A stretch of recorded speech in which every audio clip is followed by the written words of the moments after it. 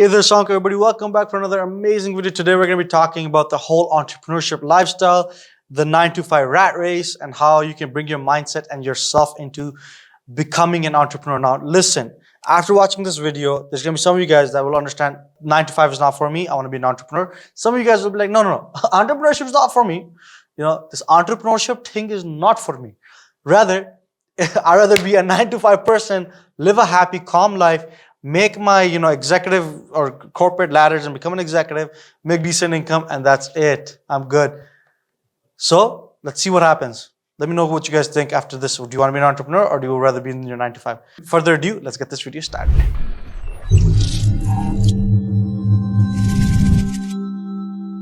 So the first thing is that you really got to get out of the 9 to 5 mentality. If you truly want to be an entrepreneur, you have to understand there's no such thing as Saturdays and Sundays.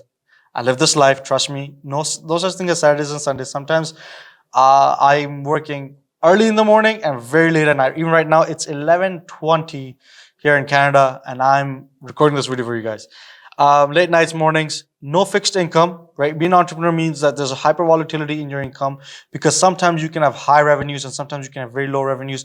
But when you have the high revenues, you're really making decent income. When you have low revenues, you're having a tough time with that. Stress level are things that you're gonna have to learn how to cope with stress, learn how to manage your stress, learn how to just live in that hyper stressful lifestyle. I mean, look at me, I'm 25, I got white hair, but and then you can see this with majority of entrepreneurs. Look at what's his name, Jeff Bezos. If you saw him in the past, he went bald real young. Elon Musk was bald by the time he launched PayPal, even before PayPal. Like even the recent big entrepreneurs, they're all hyper stressed, have white hair. So this is part of the life.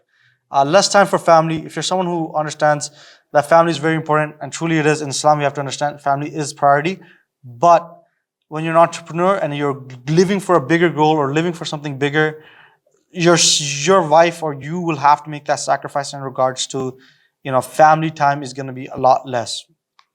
Now, if you're someone who's passionate about what you're doing and you're an entrepreneur, you will enjoy it, right? So those 14 hours, 12 hours a day doesn't feel like 12 hours to 14 hours a day because you're doing something that you're really, truly passionate about. Now, because you're working with something that you're passionate about, there's higher chances of satisfaction, not in the early stages, but as you move along, as you grow, you're going to be recognized for your work. You're going to be recognized in society. The concept of respect will come in. And then, you're going to be a lot more grateful for all your sacrifices. And then you're going to start seeing, okay, I'm enjoying what I'm doing. I've made it to a certain point where I get respect for what I'm doing. I'm making decent income. And now I'm, happier. But you have to understand, this is after sacrificing for some people 3 years, for some people 10 years, for some people 20 years, right? I mean, I keep saying this about Amazon. It took him, Jeff Bezos, 10 years of,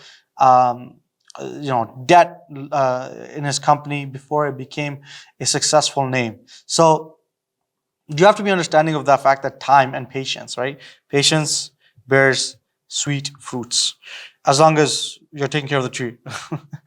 Now, with this, you're working hard, you're sacrificing family time, you're doing all this stuff. There's also a risk of you probably not making it. There's not all startups, not all businesses, not all entrepreneurs are successful.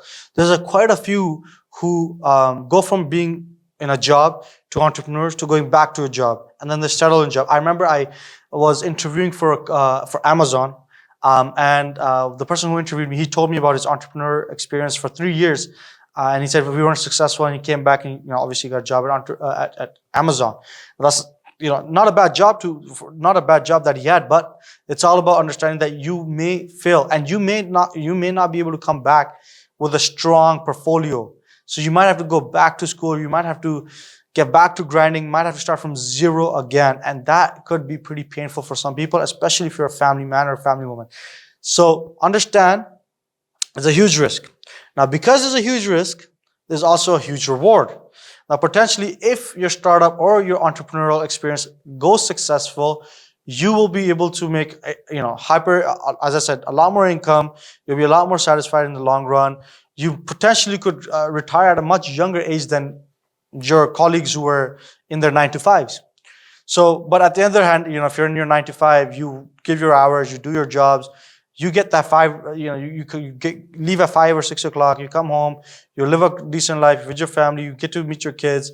There's not much risk, because as long as you're doing the base KPIs at your job, you're gonna progressively every 2 to 3 years grow in rankings. Or you can be a smart person, you can shift, you can hop jobs and potentially get 30 to 40% increase on almost every single hop. So over a year, you can potentially increase 30%, then another year 30%, and you can, until you hit like that 150, 170 pay range, and you're like, okay, fine, you're not going to make much more than that, because then you're going to executive levels, right? So you have to understand these differences. Now, with the stress of hyper risk, hyper reward, also comes the aspects of finances. A lot of people don't understand this. When you're an entrepreneur, your finances are not as good as you think in the initial years. The initial years are very difficult. You potentially could be living below a minimum wage salary lifestyle.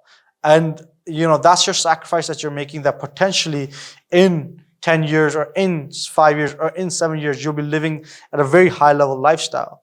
Like, for example, I met somebody in my office where he was like, oh, I want to raise capital and I'm going to pay myself $2 million right off the bat.